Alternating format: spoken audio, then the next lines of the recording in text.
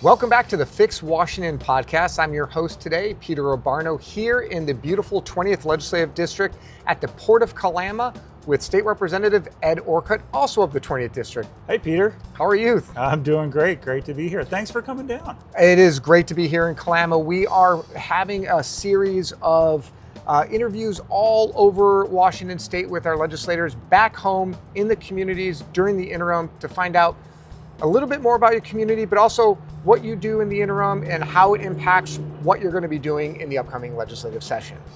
Well, and this is my community. I live down here near Kalama, just outside of town. So I do a lot of business in the city of Kalama. The port here is a little bit detached from the city, but there is a walkway that crosses over the railroad tracks because that's the main line north-south for the railroad tracks. There's a walkway to get up and over, which was built, I think, like 50 years ago.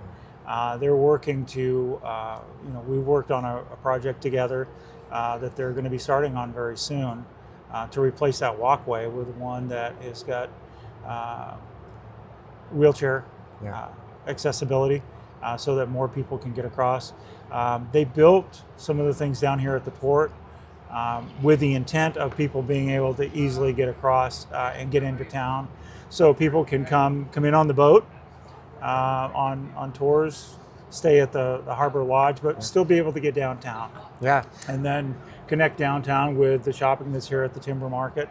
So there's a lot of things that's going on, a lot of recreation opportunities, and got dining opportunities here and downtown, and then you've got the recreation. And we've got manufacturing on some other areas of the port. They're building on some more commercial space on the other side of the freeway on some ground that they acquired a few years ago, and they're starting to develop down there now. So things are really growing here in Kalama. The economic impact of the things that the port do are tremendous for this community, and they've been very well supported by the community. So it's a good relationship between the community and the port. Yeah, and Kalama's a beautiful place to live. I mean, look, you've got an American cruise line behind us. You've got the Columbia River. You've got ports. You've got hotels and concerts. Well, don't forget the Kalama River up on the hill. Yeah, it's so many amazing things locally. Yeah, and some of them are supported, like you said. The pedestrian bridge was a capital budget item. So, I mean, that's one example of the things that you bring back to your community to not only enhance the port, but also enhance the city and the downtown to make sure that it synchronizes and you've got great tourism and commerce. And we're constantly supporting the port when they're seeking federal grants to do projects here. So if they're trying to upgrade the rail line, that's actually some state transportation dollars to upgrade some of the rail lines down here. But other things that they've done are, they're getting federal grants. And so we're always writing letters of support to help the port secure those grants and get that money from the federal government back into our communities, back developing the economy here. Yeah, and Twilight was shot here? Parts some of it. Portions of it were shot up at the high school. Yeah.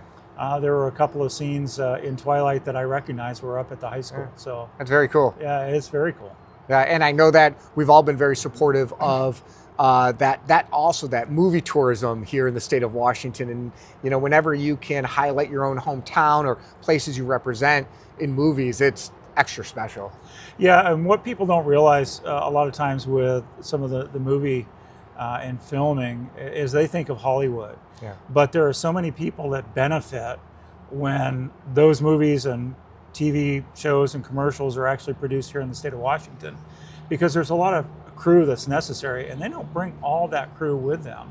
Yeah. There was a Super Bowl commercial probably 10 years ago where there's a scene where a beaver chops down a tree and it falls in the road. It was actually an artist from our state who carved that, and that was up near Snoqualmie. So there's stuff that's happening all over the state, some down here, some up there, some over in the Spokane area.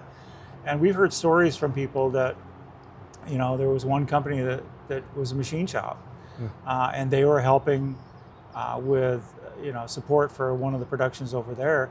And they said, They didn't get a lot of revenue from it, but it was enough for them to buy one more machine, which helped them build their company. And so even though it seems like $8,000 or $10,000 of business isn't much, when you're a small business, that's huge. You know, some businesses don't make a whole lot of money.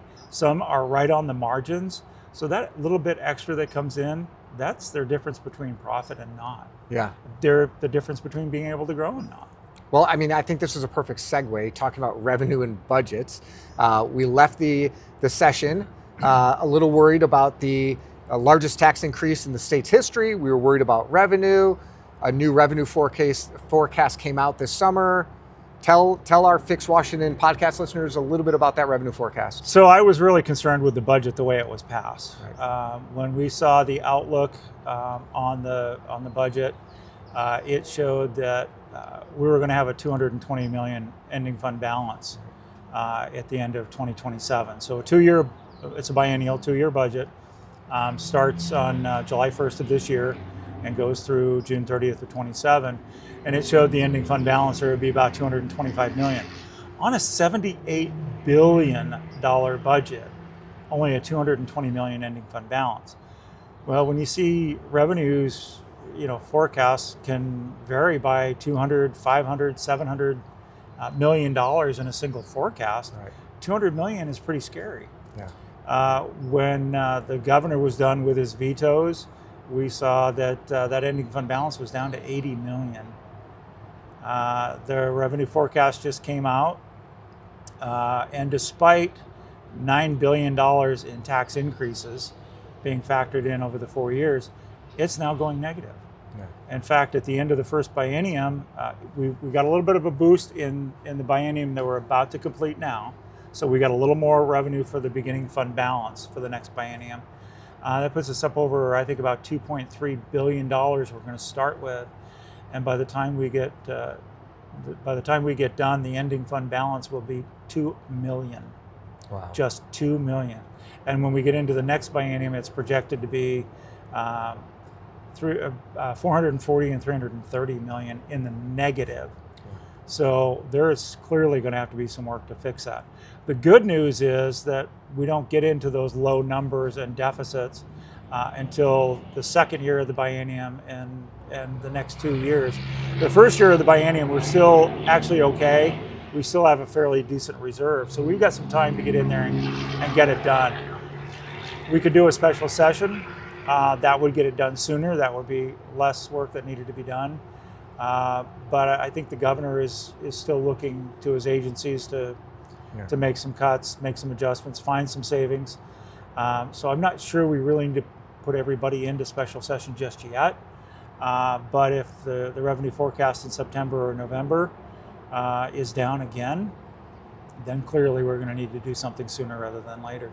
Yeah, and we're talking about the state budget. We're talking in billions and billions, but $78 billion. Right. $78 billion, and I really have to harp on that billion, because that's 1,000 times a million.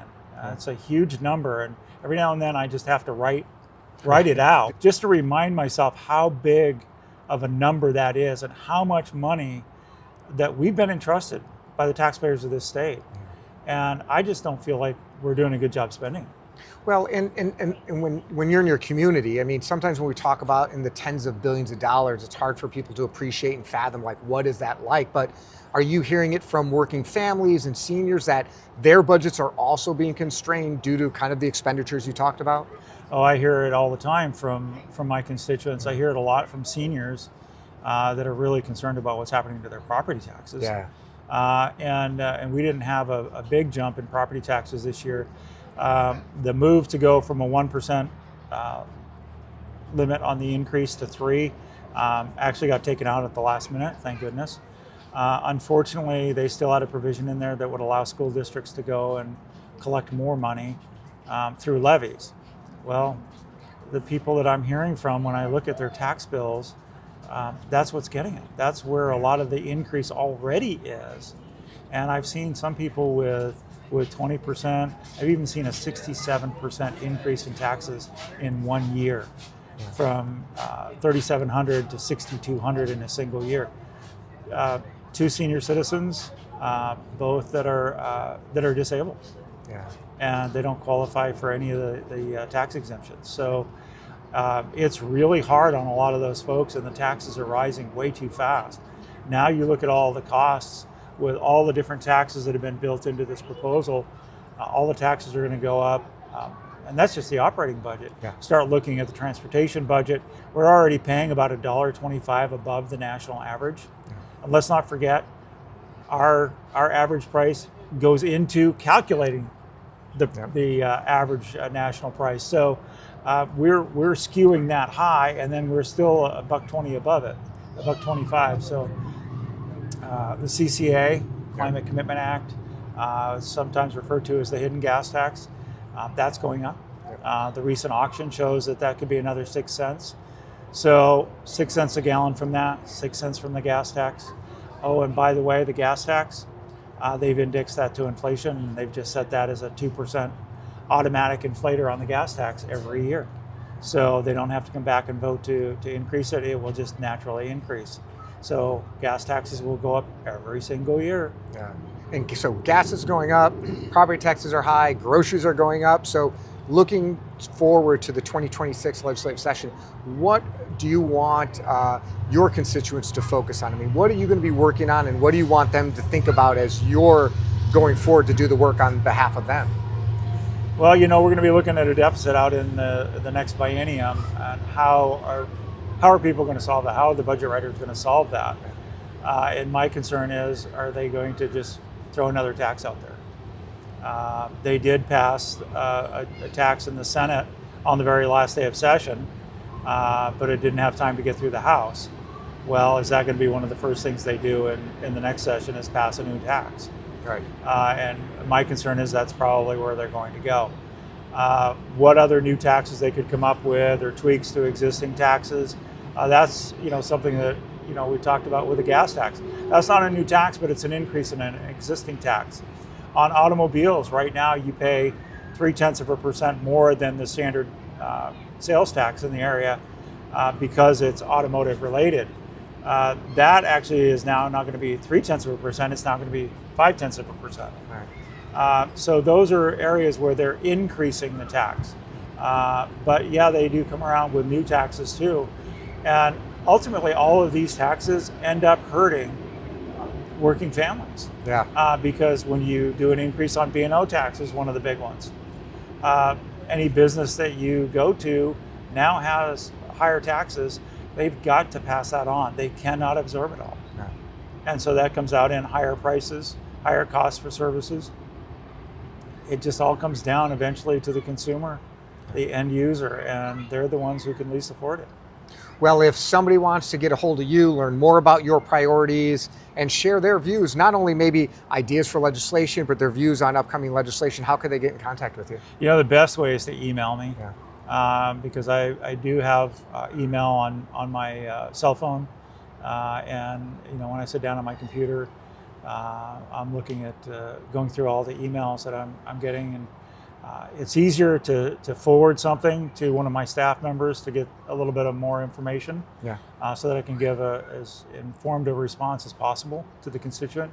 So email is always best, and that's really simple. It's the legislator's first name dot last name at leg.wa.gov. And if you can remember Legislature Washington Government, you got it made. So ed.orcutt at leg.wa.gov. They can also call my office, 360-786-7990.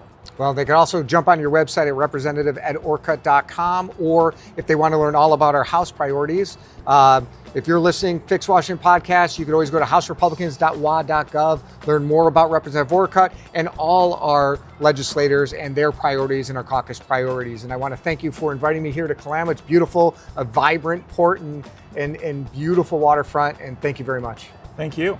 Fix Washington with Hannah Scott, a podcast from Washington House Republicans.